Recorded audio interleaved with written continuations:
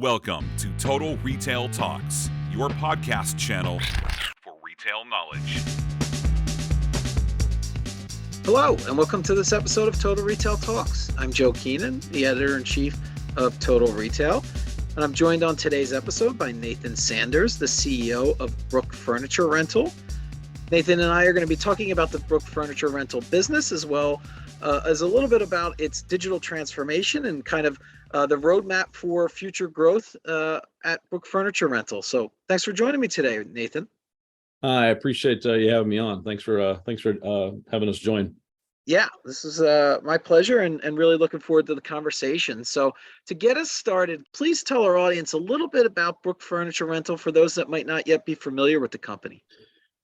So Brook Furniture Rental is obviously it's a furniture rental company, but people don't know what that is because for the first 40 plus years of our existence, we're founded in 1979.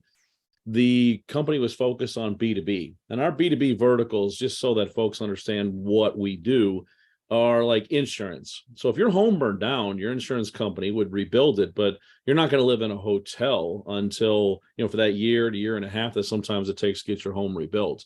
So they put you in a rental home in your school district so you and your family could have space, the kids could have their rooms back, but all your belongings burned down. That's where Brook Furniture Rental comes in. We provide everything. So it's the dining tables, the dishes, the sheets, the towels, the furniture to sit on, the TVs.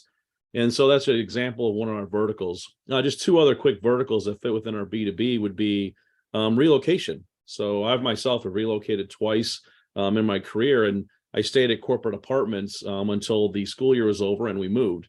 Again, Furniture Rental provides the items within those apartments for that multifamily industry unit because, apartment complexes don't want to own furniture. They like the flexibility of flexing up with rental and then flexing down based on their clients' needs.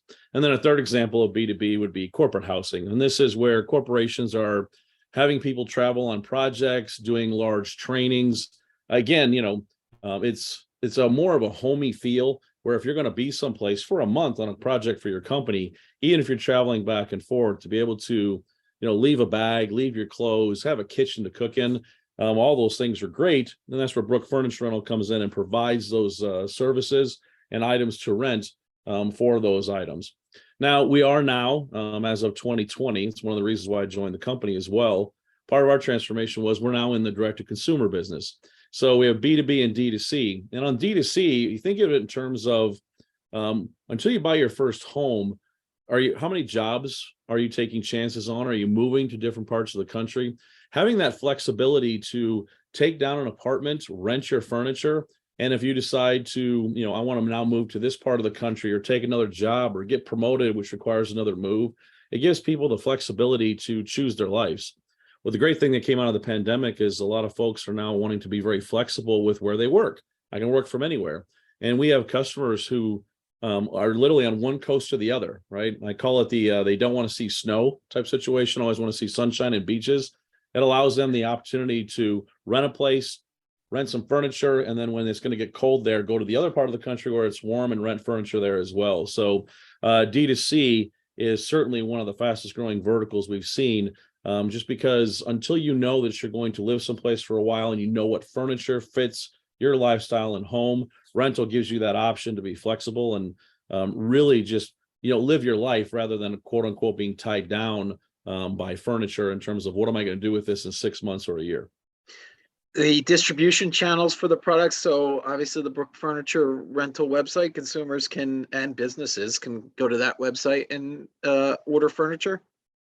They can. Traditionally, our B2B, we built a portal for our B2B team. It was part of our digital transformation, which we tied our routing and transportation system, Descartes, to, because our portal folks, those B2B folks, they have very specific questions. They know what they want. They have a contract with us. They literally are like, can you deliver on this date with a 1-bedroom? And with our partnership with Descartes, it allows us to always have our freight and routes planned on a 24/7 basis. And the portal allows a 24/7 access to go in and say, yep, we can do Tuesday. And then basically they can click a few buttons and boom, they've got a lease and it's moving. The D2C website is obviously different because those folks may not have necessarily rented furniture before. They obviously want to go through and pick the live inventory against the pictures, and then pick the delivery date that Descartes provides on the auto planning. So we basically have two different tools based on the questions those groups ask. Because again, B2B is very familiar with what we do, have a contract with us. D2C is the first time they rented furniture. So those are two different experiences that we've built out for those folks and tied it into our technology that allows for ease of use based on the questions they would be asking against those verticals. So that's a great overview, and I appreciate that. I'm going to follow up with asking a little bit about your professional background. You noted you joined the organization rather recently, a couple of years ago at this point. So tell us a little bit about how you came upon the opportunity to join Brook Furniture, and a little bit about your background. So the best way to describe my background is that I transform businesses, whether the transformation is due to rapid growth and, the growth is just stretch the team and stretch the people and the process and the systems, or whether there's just problems, right? So my career, I spent 15 plus years in the third-party logistics industry, growing those businesses, working multiple verticals, manufacturing support, apparel, many e-commerce companies. And then I went onto the customer side and basically went into, a logistics air cargo company, an e-commerce company. And then right before Brook, I worked for Ashley Furniture. And, Ashley is a great company. They're growing very quickly. I learned a lot there. And part of what interested me from leaving Ashley to come to Brook was that transformation opportunity. Brook had been around for almost 40 years at that point, and their process was, hey, call us, quite literally. So like even our website didn't have a shopping cart. It had a form. So you went and you looked at stock pictures of a room, not live inventory, not anything. And it just said, hey, fill out this form and we'll call you. The KPIs were great against that process, but the difficulty was, well, what did this furniture actually look like? What day can it deliver? I got to wait for you to call me back. And so, basically we're PE owned, and the PE recruited me to come in and basically transform the business through people, process, and systems to answer the customer's questions. We call it automating the simple, because they ask the same questions over and over again. And the more you can automate it, more you can make it self-serve, the faster you can make it, the quicker that you can service the customer, which closes the business and allows it to grow. So my years of basically working on transformation projects through the 3PL, through the companies that I referenced, made me a great fit for Brook, because we came in, we were pretty much starting with a paper-based manual process, and we quickly recognized we needed to, build out many different things, which is what we have done over the past 2 years. Yeah, and kind of getting that automation into play and kind of taking that digital transformation. We're going to talk a little bit about that, but I want to follow up on the, next question around, you have quite a background in logistics, as you mentioned. So you're renting furniture, that you now have the direct to consumer business. There's logistic challenges in shipping and moving bulk size items, couches, large chairs. And so talk a little bit about some of those challenges that exist for your business at Brook Furniture Rental, whether it be the D2C or the B2B, in terms of shipment, and then what you're doing to kind of address some of those challenges. Well, first off, I need to, just a quick education point. Even if you're familiar with logistics, what makes Brook different is that, traditionally when people go to a retail store to buy furniture, they're not buying an entire household worth of furniture and then home goods like sheets and then dishes. So you think of our insurance vertical, if a traditional retail delivery is 5 to 7 pieces, that home delivery for that insurance vertical could be over 100 pieces. And so, that makes our verticals create, I'll call it a higher SKU count. And then, of course, we're literally making beds. So it's not even just the bulk size items. I mean, it's a matter of you're quite literally setting up the house to be present and ready for the team to do it. And that, when you walk into that, those challenges are like, okay, how do we maximize our time at each stop? How do we maximize the number of stops that we can get in a day? Because, the trucks will cube out before they weigh out from a logistics conversation standpoint. But if I can fit it on the truck as I'm going to this delivery, right? So I can deliver my 10-piece vertical on my way to my 100-piece vertical. How can I put technology in to maximize that? And again, that's where we partner with our friends from Descartes. Today, Descartes basically does all of our routing and planning and has allowed us to increase the number of stops. And I'll tell a story. So when I first came to the company, I was standing on the docks and I'm watching the loads go in and out, and I'm looking at the day through our system, and we were averaging 1 to 1.5 stops a day because they're like, well, it takes too long to get there. So we don't think we can handle another stop, or, we don't think this will fit. And so by adding Descartes to our planning processes, and they're actually doing the routing and planning, they're like, yes, you can make it there based on the number of pieces. We can actually add a stop to you. We recommend that you do this one first based on elevator times or based on the hours that the apartment community or the community itself is open. And that really allowed us to basically take our biggest problem was not handling the customers. It was maximizing the amount of volume that we could do in a day. Our stops per truck now are well over 3 and are averaging closer to 4. And again, when I started, it was depending on the location. We have 12 DCs, ranged anywhere between 1 to 1.5. So to basically partner with a company that allowed us to maximize the use of our assets, especially through the pandemic and beyond, has been really how we've solved most of our challenges against the I'll call them the items that we have with our verticals. Yeah, and those gains in efficiency that you talk about, Nathan, how do they correlate? What does that mean for the business benefits? There's cost savings. There's obviously it becomes a more attractive offer to get to the product to the consumer or the business quicker. Talk a little bit about how that impacts the business.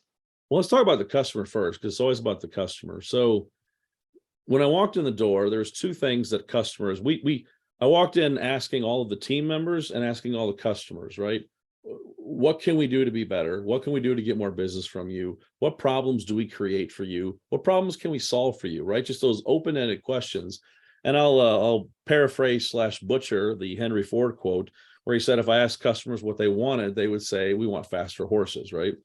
The customers didn't say, we want a portal where we can look up the delivery capacity so that we don't have to call and email you. But that's in essence what they said. They were like, hey, we call you today to find out if you can deliver on Tuesday. Can you call us back faster? And I was like, I'll do you one better. We'll build you a portal where Descartes does the math. And so 24/7, you can see live within a 15-minute window exactly what our delivery capacity is for that zip code and even like the size. So today our customers on the B2B side can go into our portal. They can actually go, in this zip code, I want a 2-bedroom. And then please show me your delivery calendar days that you're available. They haven't entered a lease. They haven't picked any furniture. And so the first question they always asked was, do you have capacity? Instead of making them go all the way through a lease just to find out that we don't have delivery capacity on the specific day, we tell them up front. And so, that technology allows them to get their questions answered as fast as possible. And again, automate the simple, right? Because before, that was an average of 7 emails back and forth between us and the B2B client to be able to get that done. On the D2C side, it's the same process, right? They always want to be able to pick their delivery day. And, so now instead of going, hey, we got your lease, we'll call you and we'll finalize the day, they're literally walking away at the end of the lease process, getting their email back saying, hey, we'll see you on Wednesday, which then allows them to go, oh, that's great. I can plan my life. Then Descartes offers a feature which we call Track My Truck, which the day before the delivery, we email them saying, we're going to send you a link tomorrow where you can follow your truck. It'll be delivering between, say, a 3-hour window of 9 to 12. Then the day of the delivery, they get their link, and then they can basically click that link as many times as they want. And it keeps giving an estimated time of arrival down to the minute. And again, if you're B2B and you're managing multiple communities, you're not always going to be there to give my driver keys or the gate code to get in. So to be able to plan your day around knowing when that driver's going to arrive is a lot better than sitting there waiting for the phone call in the hour ahead on the 3-hour window. And the same thing with the direct to consumer. You don't have to take a day off work. What if you live close by and you're like, oh, he's going to be there in 25 minutes. I'm going to go ahead and run down, let him in, and then basically go back to work when it's done. It's just life-changing. The number of phone calls that came into our call center, just literally asking, where's your truck? And to kind of explain the process, when we were manual that way, customer would call us, call center would call the manager would call the driver. He'd have to usually call or text because they're not always, they're driving or they're setting up furniture. So they get that process done. Manager then calls the customer service team back. Customer service team then calls the customer back. So 7 to 10 steps on a simple question of, hey, when are you going to be there? It's now answered through Descartes' track my truck ability via their app. I mean, it's been really just life-changing for our customers and our team, and obviously created a lot of efficiencies and a lot of less touch points for both our customer and ourselves on both sides of the business. Yeah, and you as you noted, that really improves the experience from the kind of the discovery all the way through to the support, as you talk about. Yep. Your example. As you think about it, you mentioned when you joined the organization, very manual process based. You're now incorporating technology into the mix here, and you're using things, at least the beginning phases of using things such as artificial intelligence and machine learning to improve that customer experience. Talk a little bit about how important that is to where you see the future of Brook Furniture Rental, and how you can continue to optimize that experience for your customer, whether it's a business or it's a consumer. Well, I mean, so walking into Brook, I mean, we were so manual, paper-based. Hey, we'll call you, right? We're on our crawl, walk, run plan, and we're still moving from the crawl to the walk. And I'll give you an example. Today, we're actually working with our partners at Descartes to do automated call aheads, including through text. So when we started with Descartes, the team still to this day makes manual phone calls when they get an hour ahead. But the system is estimating the ETA for the customer the entire time as the team says, hey, I've arrived, hey, I've started, hey, I finished. And so one of the hardest things to do for a driver is to call a customer and be like, hi, I'm now calling you to say I'll be there in an hour. They're always terrified it's funny, they're always terrified the customer's going to ask them a question they don't know the answer to. And basically it eliminates I'll call it a nervous point for our driver teams. And it's just math. I mean, the system is calculating it anyways. To be able to provide that automated call ahead and then be able to provide that text link that provides that update as well. That would be an example of, as we're moving forward, continuing to just leverage that technology to just improve the customer experience and make it better for our team as well. Other items that we're working on, with the change in cookies on the direct-to-consumer website side, without getting too deep into it, obviously cookies, people use them to, communicate back to the customer.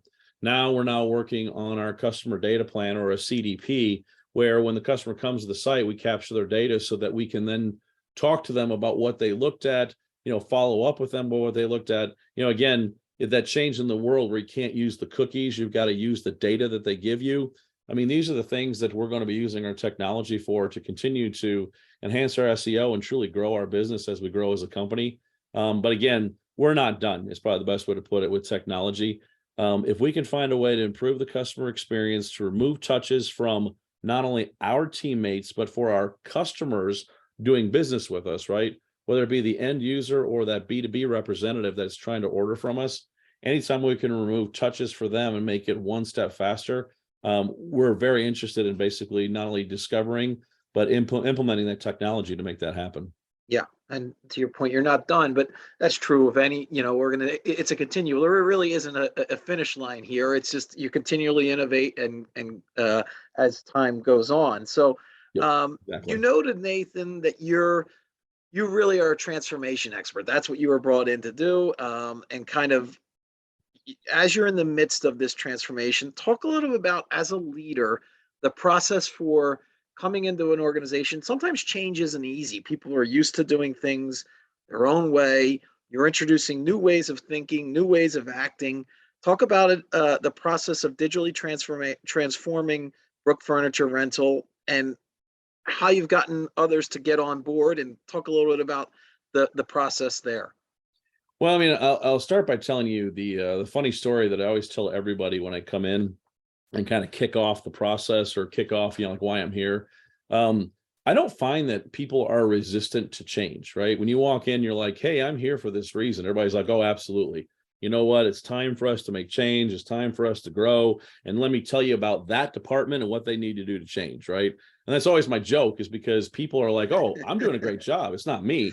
And that's where the challenges of any transformation comes in, is that, getting the team comfortable that, look, it's not that you're doing a bad job, but if the process isn't as efficient, you've got opportunities to make mistakes. Let's eliminate those opportunities, right? When I spend a lot of time when I'm on projects talking about, I don't care whose fault it is, let's just fix it, right?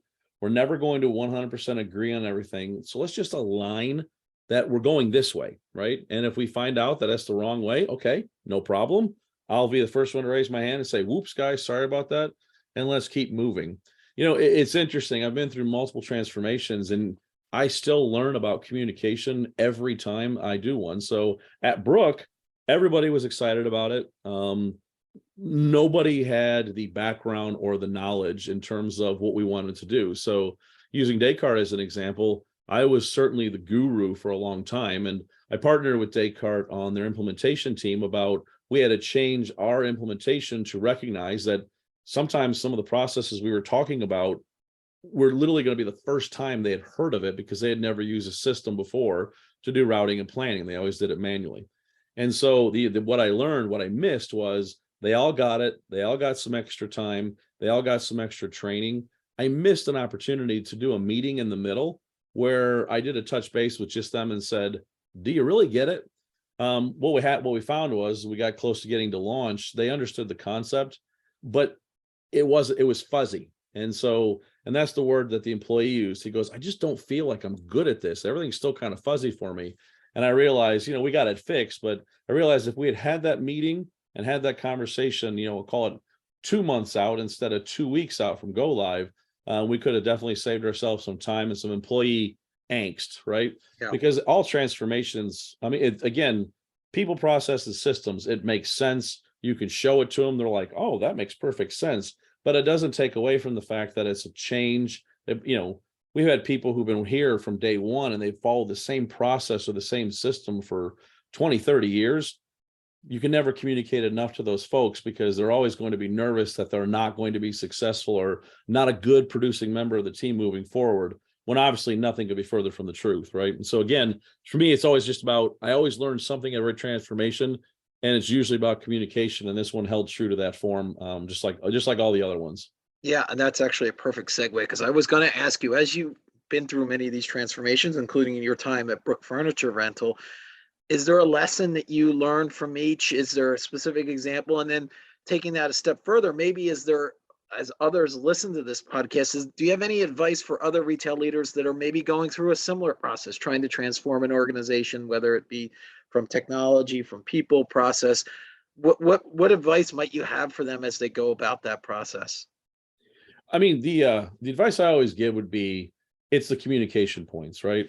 Because you have all your project meetings, you have your kickoff meetings, you have your go, no go meetings. Those are all items that if you're following your project plan, you automatically plug those in. What I encourage everybody to do is plug in meetings you don't think you need. And it would be, double check with those customers who gave you the input, which drove the initial project plan. Pick up with them in the middle. Yeah, you're not done. Yeah, you can't really show them everything yet. You're still showing them, I'll call it concept and maybe some PowerPoint slides, but follow up with them in the middle and say, hey, this is what we think. Even if they've given you feedback that your concept is good, being able to show them a few details in the middle gives an opportunity to learn some additional action items for the plan. And we did this at Brook in the middle. We sat down with two select customers that had provided initial input, and what we couldn't show them the full portal in terms of the B2B side yet, but they had ideas that we hadn't thought of yet.